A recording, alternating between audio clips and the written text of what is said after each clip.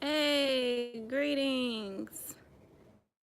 Peace and love, family. I'm going to start doing a lot more lives. I'm going to start doing a lot more lives because it is really in my best interest. Like, it benefits me the most. Like, I love it. I want to get a good background. So, I wanted to tell you all about, of course, C-sections. C-sections, how to prepare and maintain. So, first, I guess I'm going to tell you a little bit about my story. And I had a C-section, my first birth, which is this little boy here, this little fat baby, a son. I had a C-section with him, and my lifestyle that I lived, I really didn't think that I was going to actually have one. I didn't wish for it. I didn't plan it. I don't know that C-sections are ever planned. They might be. I'm not sure. But basically, I wanted a water birth, and I wanted a water birth, and I wanted it to be as natural as possible without any drugs or medications. So I live a plant-based lifestyle. I don't consume meat, and apart from that, I also don't really take over-the-counter medications and aspirin, like Tylenols, any type of Motrin. I'm not really the Benadryl type of person, or cough syrup. Like, I don't really do those type of things. I rather have herbs and water, preferably spring or alkaline. So so yeah, that's just, oh, it's a lizard. It's a little lizard. Okay. So yeah, so basically I had a doula, and I also went to a OBGYN center, and from there I was going to give birth in the hospital, not at home. It wasn't conducive for me at the time. So, but that hospital that I chose was a water birth. You know, they did water births at that hospital. So the thing with the water birth is you can't have, there was under conditions, of course, and you can't have high blood pressure if you have a water birth. While you're going into labor, you can't be overweight if you're wanting to have a water birth. You can't have any open wounds, sores, anywhere on your body. And what else? I think those are just the few that I could think of. Okay, wow. So I guess it's saying that I can resume the last stream. So I'm not sure. We're gonna see how this works. But so yeah. Um so there's conditions with a water birth. And during my pregnancy, okay, we'll do this. So I went into the labor, well, not the labor room. I was called in. My due date was November 1st, but nothing happened, right? The baby wasn't ready to come. But I had an appointment with the OBGYN. So what ended up happening was I went in the next day because they called, my phone looking for me, asking me if I had the baby and stuff like that. And I was like, no, I'm kind of waiting. I didn't know that I really had to go back because all we're doing is just waiting for the baby to come. And they're like, yeah, you do need to come back and maintain your appointments. So I went in to them on November 2nd, and they took my blood pressure, and my blood pressure was high. It was like 40/96 maybe.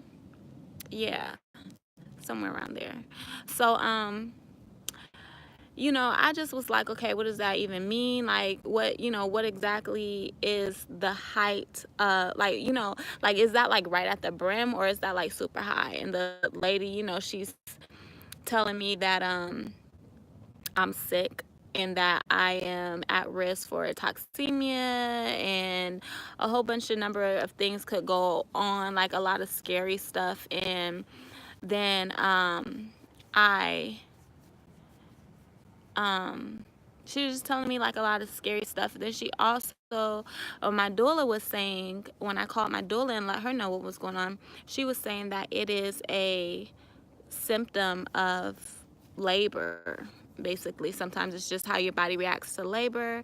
And I guess they were going to stretch my membranes and then see if anything happens from then. They gave me a pill to take. I don't know what that was supposed to do. Like, either I think it was supposed to induce my labor, but I didn't take it. And so they wanted to submit me to the hospital so that I can be induced. And so I told my doula what was going on, and she ended up coming, meeting me. She gave me some alfalfa tea, and I drank it. And by the time I got to, it was to lower my blood pressure. And by the time I got to the hospital, I was able to get my blood pressure lowered. My blood pressure actually had lowered by the time I got to the hospital. However, since they saw my blood pressure high that one time, they were just like, no, we're not chancing it. I'm not gonna, we're not gonna do that.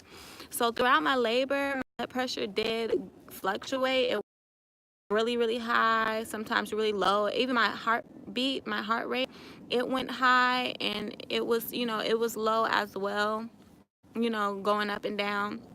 My baby's heart rate stayed the same. He was a trooper. He was strong. He was like just in there chilling, I guess, like, okay, what y'all doing? Like, you know, oblivious to it all, I guess, unfazed. So his heart rate stayed consistent. And I think I labored like about 7 or 8 hours. And during that time, I had forms, they were coming in the hospital. Then they are, telling me to have a, basically one of the forms was to have a student or not to have a student. I chose not to have a student. However, there was a student in there anyway, like saying, hey, again, another time that I don't want to have a student in there. Mind you, I'm going through contractions and stuff like that. So anyways, you get checked. They check your vagina, your vaginal area, which isn't that pleasant, and for dilation. And so the student checked me after maybe 3 or 4 hours, and I was at 10 centimeters dilated. And she was like, do you want me to break your water, or do you want to just wait? And I said that I wanted to wait. So for whatever reason, she had to check me again, and she ended up breaking my water, and she said it was an accident. So I was like, okay.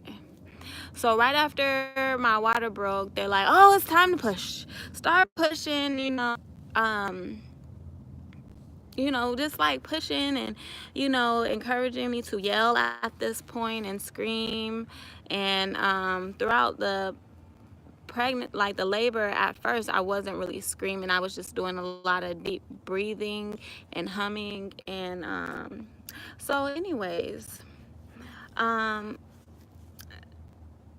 the baby wasn't coming out, I guess. And she was saying that there was something dealing with my pelvis. The baby having to come over my pelvis or whatever, and over some bone. And I really didn't understand, but they basically left out the room for a minute. and I'm still going through contractions. So another nurse comes in and she's like, you know, they're gonna have to rotate the baby and you need to get an epidural. If you don't get an epidural, then you will be at risk for a C-section. So before that even happened, before the nurse, one of the other midwife or nurse came out, she was like, why is the baby not coming out? It's been all this time. The baby should have been out by now, right? So yeah, so they're like, the baby should have been out by now. So yeah, so she leaves out the room, and another nurse comes in, and she tells me that about the epidural, and I like heard C-section and risk, and I was like, oh no, I don't want to have a C-section at all, like. So I accepted the epidural, and I know I've heard that it numbs you, but I never been numbed like that before, and I didn't really understand exactly what they were saying, basically, like. Um, so I got the epidural, and my midwife and my other sister friend was they were like saying, don't do it, you know what I mean? And I was like, but, I don't want to have a C-section. She said that I could be at risk for having a C-section. So, anyway, I got it, and my whole lower body was numbed. My stomach was numb.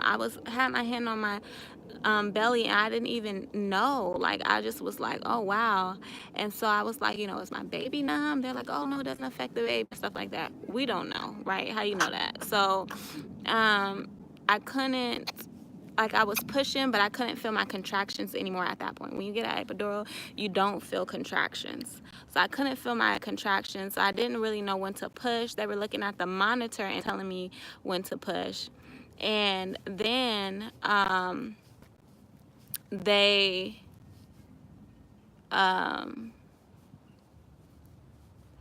then they so yeah, so then I was like, why am I even on my back? Like, how did I even get here?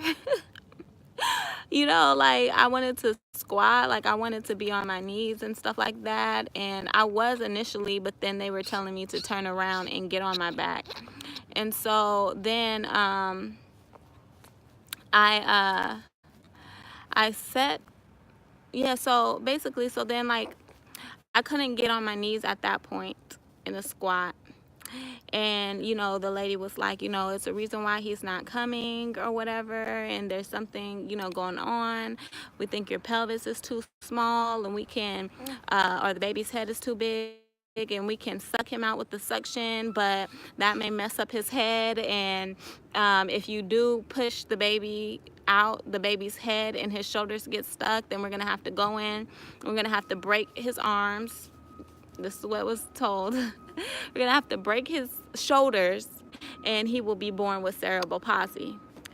So you either have those options, or you can get a C-section. So yeah, I ended up having a C-section, right?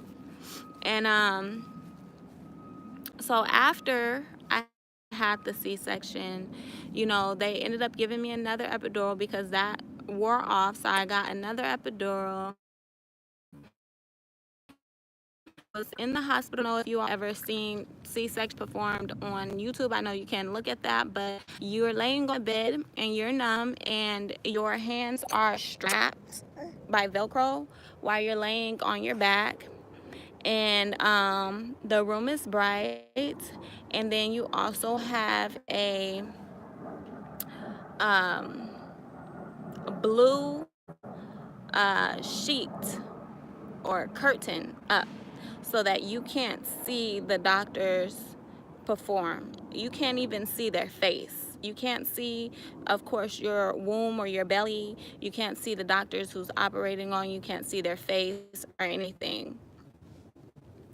And you're just laying there, and you could listen to them and hear them talk. And There was a student as well in the room because he was teaching while he was operating on me.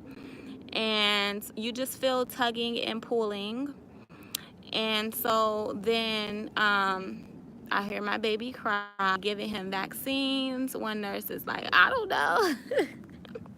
And so I'm just like really wondering because I'm just hearing him cry. So then finally, from behind the curtain comes my little fat boy.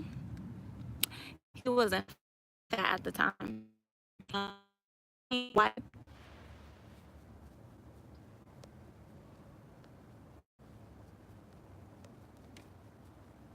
Okay. So yeah, so he's already wiped off and wrapped up in a sheet with the hat on, and by my face. And so I um so that they can move me to another room. So she had him for me. And so yeah. So as to I stayed in the hospital as to what to expect after the aftercare. Um you need to care for your internal. Some people get staples or stitches. They gave me, I believe, stitches and glue. What the glue is made of, I don't know. Um, of course, they give you like a pad that's humongous and these stocking underwears. And I stayed in the hospital for about maybe 2 days, not a long time. And they gave me pain, and they gave me pain medication. They gave me ibuprofen and they gave me um, I don't want to say Percocet. They gave me Percocets. And yeah, so they gave me that. They gave me Percocet. And what else happened? I didn't really feel much pain because I wasn't really walking around. I was in the bed, but I did get up to, go to the bathroom. And when you get a C-section, your abs are being cut. They're cutting through the muscle. They're cutting through skin, fat, muscle, and your uterus. And they're also moving sometimes they're gonna move your organs to the side. Sometimes they take out your organs and put them back in. And when organs, that means like your uterus, your ovaries, your intestines. Those are the type of things either can be pushed to the side or they can take them out and put them back in. So yeah, I so basically going to the bathroom hurts. And I don't believe I pooped for maybe like 2 or 3 days because you actually don't eat. You're not able to eat when you're in labor, and you're not able to eat. I wasn't able to eat after. I was only able to have liquids, and they were just kind of giving me water or juice. And I wasn't able to eat any food, solid foods. So yeah. So I was in pain, and I was also swollen. My legs were really, really swollen. Like I was like in shock at how swollen they actually were. I thought something was wrong, but the way that I was pushing at one point was like using a lot of my legs, and I had like I had a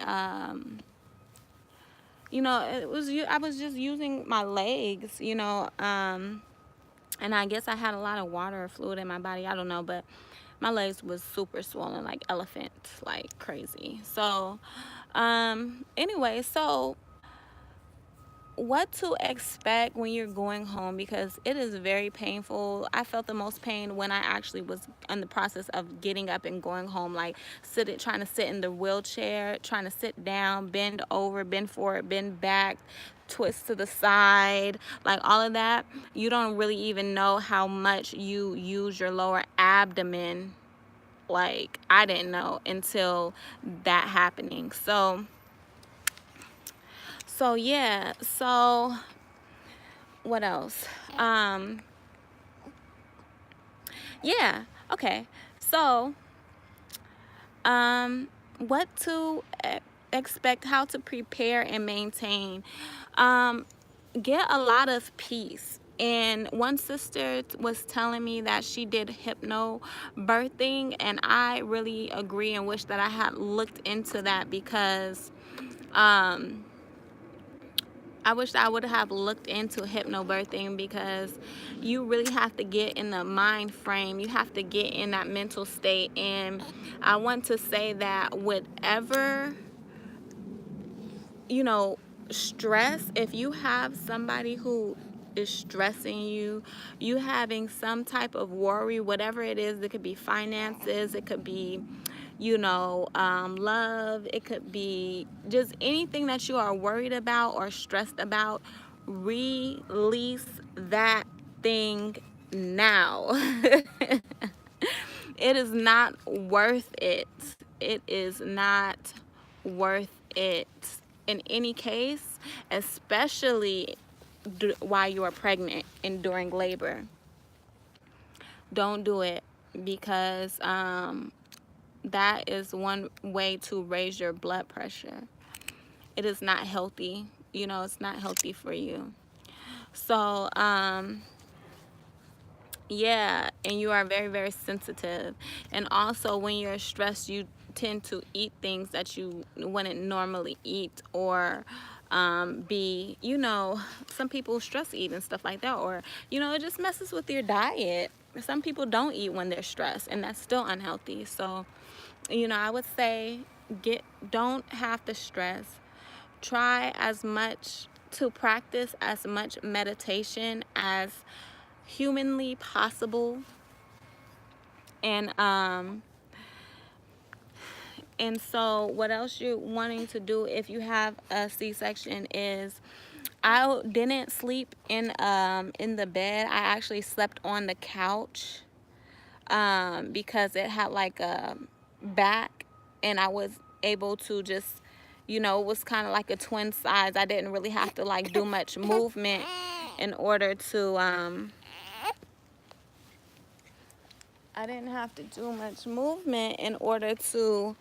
get out of the bed. Plus, you will have your baby and you will be breastfeeding. I was breastfeeding and I had him, so I held him as well. And that's still kind of like a weight when you like move forward and back, and you're using your ab muscles.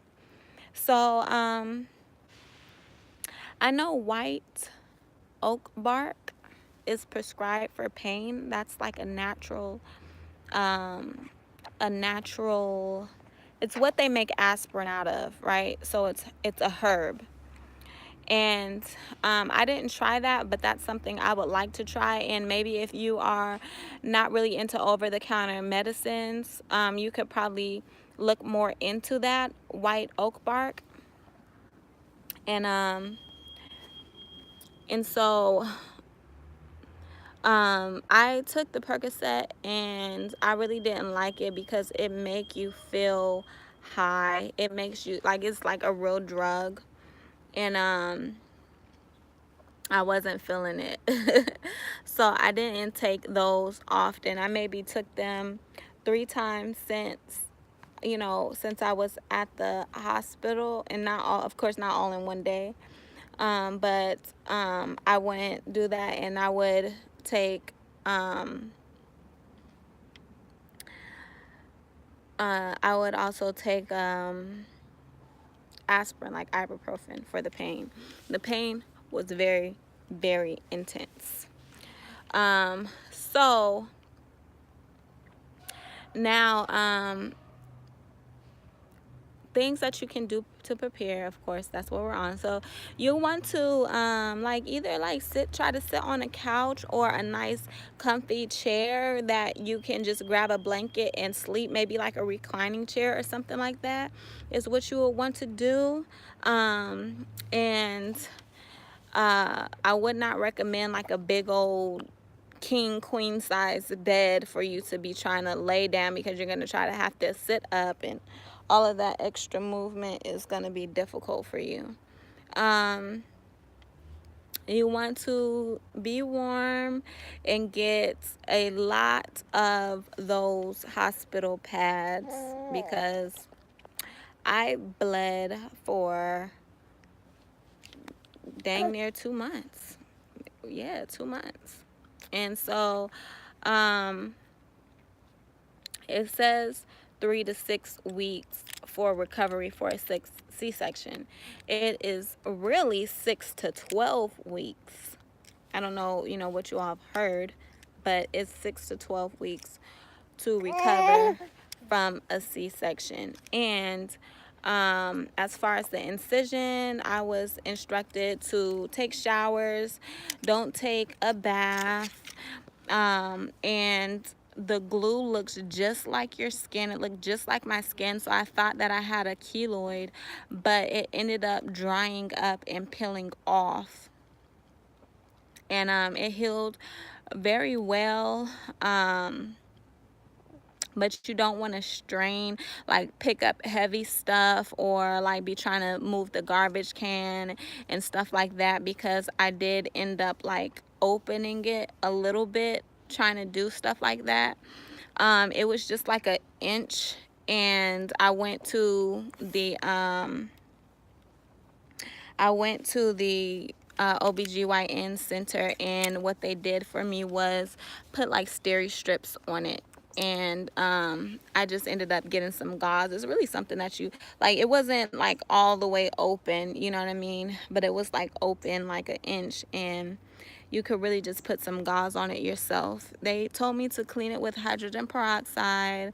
I didn't use a whole bottle of hydrogen peroxide, but I would tell you to get gauze, get hydrogen peroxide to clean your incision, take showers, and also get into the mind, because my mind, I would feel, was like most affected by everything, because like I said, especially if you are, intending to have a water birth and a healthy birth and a natural birth, it does make you feel a type of way that that's not what happened, or what what you are going through, what happened basically. And so I really didn't understand that fully, the whole process, and how I even got to that point of being on my back, or being, having a epidural, or having a C-section. I really didn't understand the whole process. For any mothers out there, any women that is wanting to have a baby, I say learn as much. If you're a woman, learn as much about birth as you possibly can. Learn as much about birth as you possibly can, because you don't know if you will become pregnant. I heard of mothers on birth control that got pregnant, mothers who got their tubes tied that that got pregnant, using a condom, end up getting pregnant still. You really don't know when you will become pregnant. So if you are a woman, I would say definitely get into learning as much as you can about childbirth. And also as much as you can about yourself. What is your stress triggers? What is your, what are your triggers? What is going to cause you to stress? What are some of the things that make you peace and able to maintain your peace and in a blissful mode. You should be practicing that anyway already, but definitely you should be practicing it, you know, when you are preparing for birth. And so I did end up getting clarity on what exactly happened. I talked to another doula, in which I'm going to do a video or interview with her, and go to one of her classes that she has on Mondays. And that will be another video, and we'll talk just a little bit about chain reactions that happen in the hospital that may cause you to have a healthy woman to have a C-section, and different preventative measures to not, not have that happen, so yeah, that's my story. I was very, very sad at first. After that, I was very, very glum. And through over time, especially once I really got a whole lot of clarity on why I had to have it, or why they said that my pelvis was too small, and all of that, which we'll find out in the next video I'll go over. But it made me feel a lot better, and just living life in general and being with my baby and losing that pregnancy weight, and becoming more mobile throughout the house and more able to do things for myself, more independent, and getting back into my creative mode and my creations, because I sew and I'm a designer. That is what made me overcome that glum, depressing state and stage in my life. So yes, I just really encourage you all, like I said, to go in. If you have had a C-section, I could definitely understand how that could be depressing afterwards and hard to overcome. But I hope that this video uplifted your spirits, and I hope that you just know that there comes a time where the sun will shine again. Yeah. So yeah, and it just really is a beautiful thing. Think of it as you being a warrior goddess, because I also know that for me, it brought up a lot of genetic memory or past life recall, or saying, during slavery, feeling the pain of my ancestors during slavery, when they were cut, their belly, the pregnant women's bellies was cut, and the baby would just fall out. So that was a form of torture that happened to my ancestors at one point in time. And it was just very, very, it was very painful, like very heart-wrenching. And I see that it could definitely be something that some people will even go into a deeper challenge to overcome.